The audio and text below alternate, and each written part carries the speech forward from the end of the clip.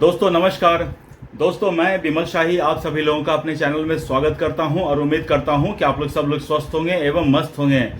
सभी राष्ट्रवादियों और सनातनियों से ये निवेदन रहेगा कि आप लोग मेरे चैनल को सब्सक्राइब कर लीजिए और वीडियो को लाइक एवं शेयर भी कीजिए। दोस्तों हम लोग आज बात करने जा रहे हैं तमिलनाडु चुनाव 2026 के बारे में। दोस्तों जैसा कि आप सब जानते हैं तमिलनाडु में भी कल सिंगल फेज में विधानसभा चुनाव है और तमिलनाडु के बारे में आज तक मैंने एक भी वीडियो नहीं बनाया है। कारण उसका ये है कि मुझे तमिलनाडु के जमीनी स्तर के बारे में ज़्यादा पता नहीं है, वहाँ का लोग किस हिसाब से सोचते हैं ये मुझे पता नहीं है। लेकिन आज मैं उसके ऊपर बात करूँगा क्योंकि पिछले एक दो दिन में कुछ जो घटना घटा है ऐसा, तो मुझे लगा कि इसके ऊपर भी एक वीडियो बनाना चाहिए अपने तमिल भाइयों के लिए। मैं इंग्लिश में भी बोलने का कोशिश करूंगा समय समय पर बीच बीच में, लेकिन फिर भी अगर मेरे तमिल भाई को ये वीडियो पसंद आएगा तो दोस्तों जैसा कि आप सब जानते हैं तमिलनाडु में पिछले 10 सालों से स्टालिन लेड डीएमके की सरकार है। तमिलनाडु में जनरली दोस्तों ये होता है 5 साल डीएमके और 5 साल एआईएडीएमके की सरकार रहती है।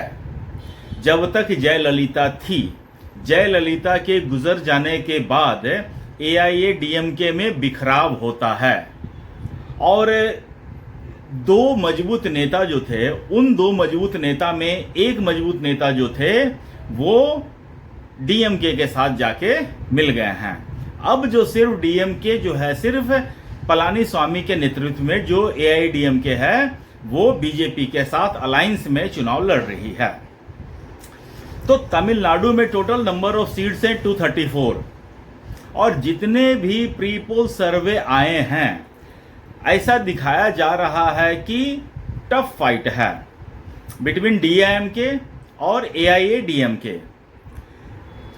लेकिन इसमें एक मजबूत फैक्टर उभर कर आ रहे हैं Vijay is giving a tough fight but not sure to whom, whether it is giving tough fight to DMK or giving tough fight to AIDMK. We will conclude this after election because then only we will come to see that which party suffers more because of Vijay.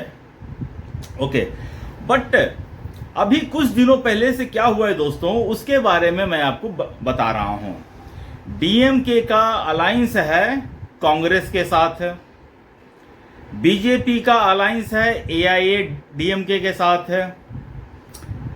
Congress का जो alliance है उसका नाम है INDI alliance और उसमें अरविंद केजरीवाल नहीं आते हैं।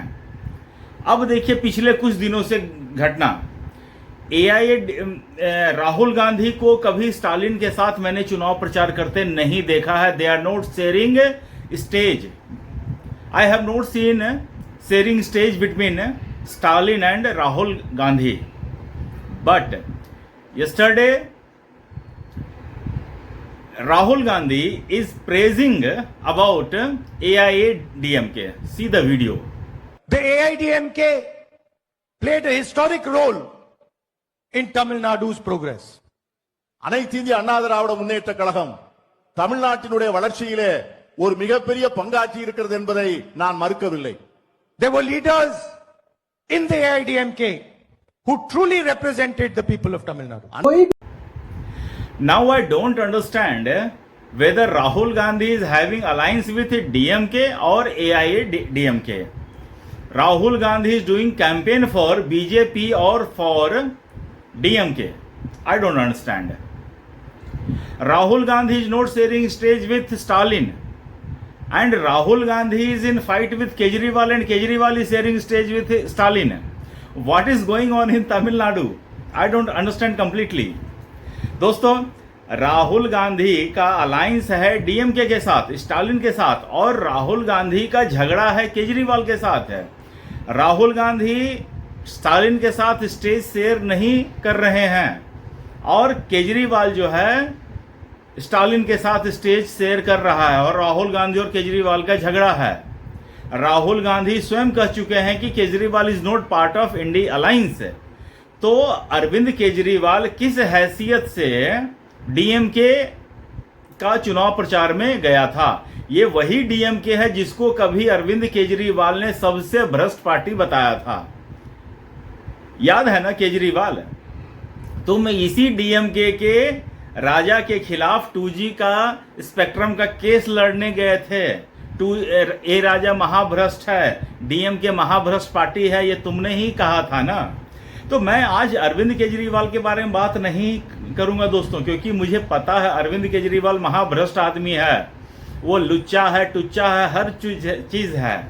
लेकिन राहुल गांधी को तो समझना चाहिए ना कि he is alliance with DMK, तो वो एआईडीएमके का प्रचार क्यों कर रहा है, ये समझने वाली बात है।